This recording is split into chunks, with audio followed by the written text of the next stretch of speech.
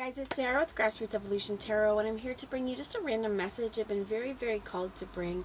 It's going to be a short one. I don't have a whole lot of phone time left on my phone before the battery runs out, but I just wanted to bring you guys a message. So I'm going to take a moment to call in spirit. I'm going to ask Archangel Michael, Archangel Metatron, my team of light, and any of your spirit guides or my spirit guides that would be here for the highest good of the entire collective to join us.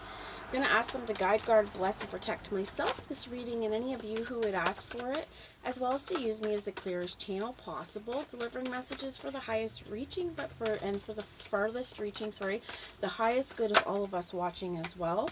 And remember that no matter what messages come through, it's still up to you and your active free will, the choices you make, and the steps you take in your world to get whatever fulfillment it is that you'd like to see.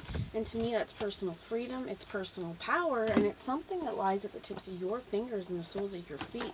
So use that power to do wisely, my friends. And for all my subscribers, I love you from the bottom of my heart. You guys mean the world to me. Thanks for being here. If you're new to my channel and this resonates and you'd like to see more, please hit subscribe. I'd love to have you along the ride.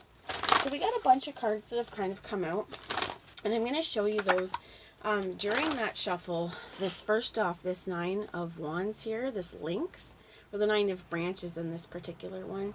But in this particular one as well, often we see the Nine of Wands as like the wounded warrior, somebody who's been hurt. We're kind of always waiting for this struggle. We're on the struggle bus, we're waiting to end, but it's been like a long, enduring thing.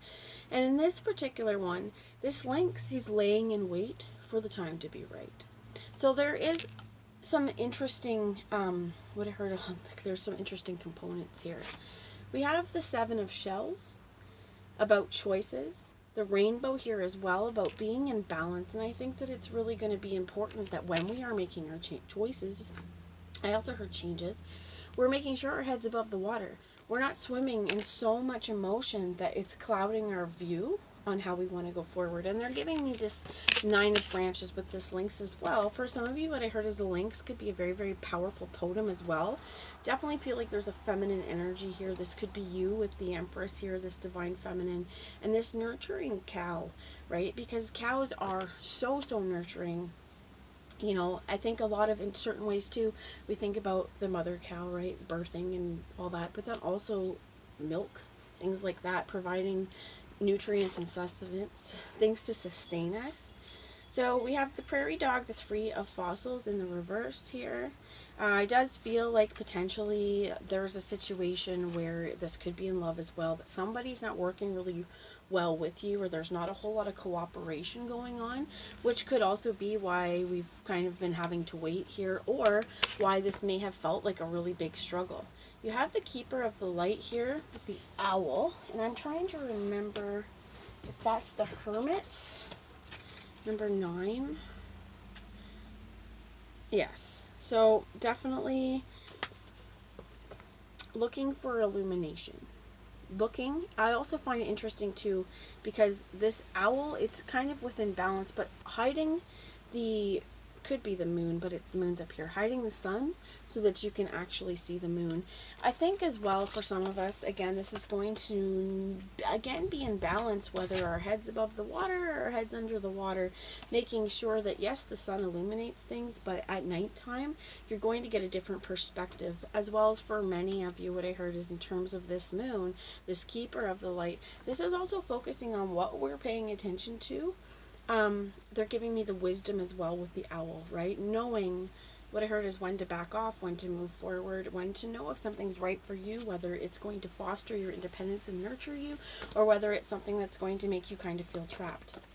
Whatever the situation is with this Three of Pentacles, the bottom is interesting, which is actually the moon and the dreamer, the rabbit in the reverse. I think it's because there is some secrets, or there's something that's not been fully explained. This watering hole to me as well seems like a portal. So what I'm hearing is it's going to be really important to pay attention to your intuition, not to ignore it. For some of you, there is definitely fireflies as well, an importance there of seeing darkness in the light. And for some of you, I'm going to take these two cards because they went in there. I think I just saw Archangel Gabriel too, but they were sideways. So you have woman holding a heart and the sun. And like I said, I feel like this is for you. For some of you, if you don't identify as feminine, this could be a woman in your life or a feminine energy in your life kind of wanting to come towards you. But I do feel here that whatever situation is happening, someone could be definitely in their head thinking about feelings that they have and wanting this success, but this is the energy that's coming through too.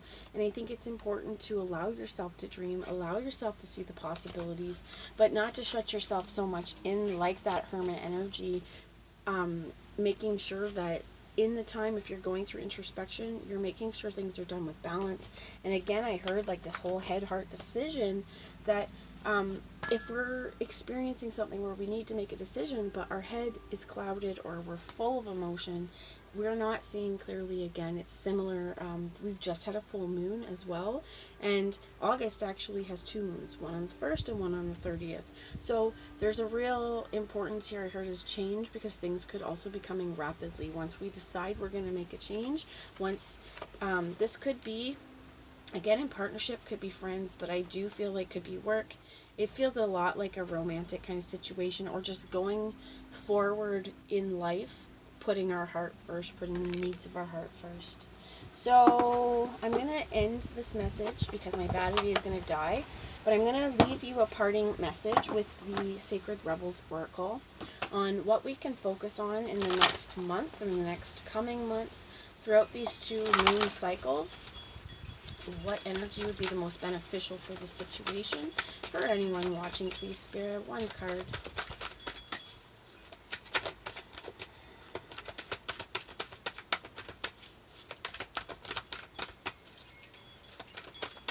For many of you, I also feel like you could be Cancer. You could be, the moon could be your planet, so to speak. But I also feel like you feel deeply. You feel emotions very deeply. You also could identify as an empath and feel other people as well. And they're giving me some information here about being a sponge, so making sure that we are setting energetic boundaries so we're not picking up on other stuff, okay? So we have 3 cards that came out. 33, which is Heaven Sent. You are getting a lot of downloads right now and a lot of spiritual communication. Pay attention to new understandings or ideas or thoughts that you have right now.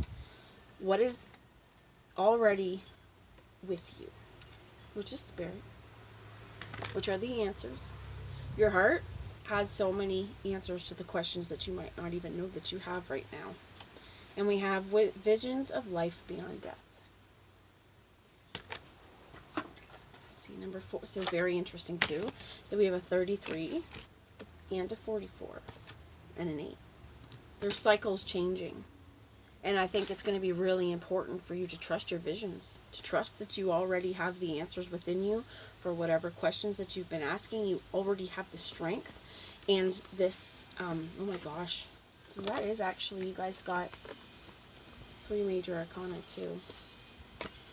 But you already have the strength within you, and I think it's important that if there are endings happening around you, or if there's situations that aren't working out, you know you need to work through it, that we're seeing the light after the dark, that we really are engaging in this keeper of the light energy where we're saying, okay, yep, that wasn't great, but what is the lesson that could come from this?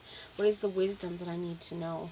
So I do want to be transparent. Apparently I left Power of Attraction in here, which I think is very interesting as well. But this is also knowing that the energy that you're putting out, this is what's going to come back to us, right? So we want to make sure that we're not, what I heard is harboring any ill feelings, or that we're not harboring any, they saying grief, but grief is a natural part of life. But this may be something that, if it's stuff that we know we can't move forward until we truly acknowledge the grief that we have to go through, then this is something to go through, okay?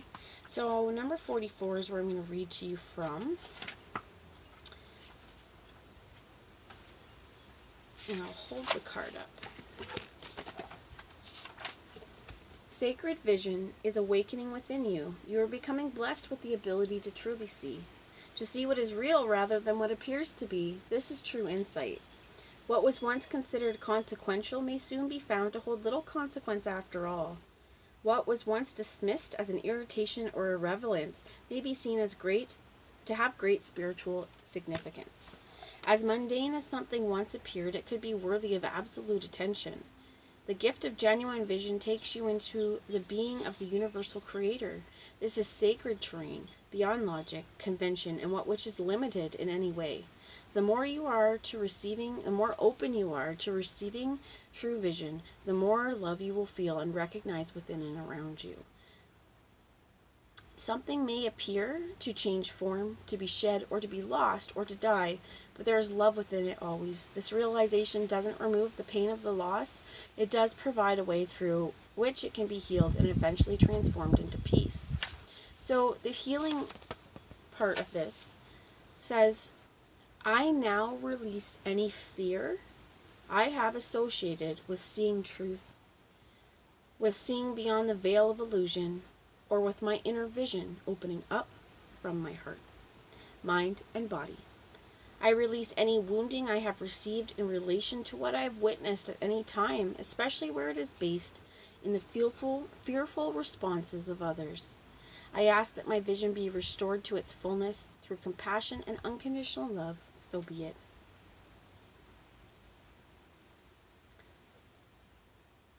So there's a little bit more here that says to close your eyes and imagine love pouring down through the universe straight into your head, reaching behind your ears and feeling really good.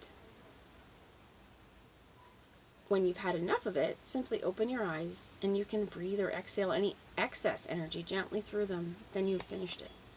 So this is going to be really important as well, I feel like, to accept the visions that you're getting, to accept the understandings, to accept the downloads that you're getting, but also to see through and to see the truth, right? To allow yourself to illuminate the places where we've allowed darkness to reign, so to speak, before, and know that whatever it is that choices that you're making, I feel like this next little while and these next 2 moon cycles are really going to bring things into clarity, into the forefront.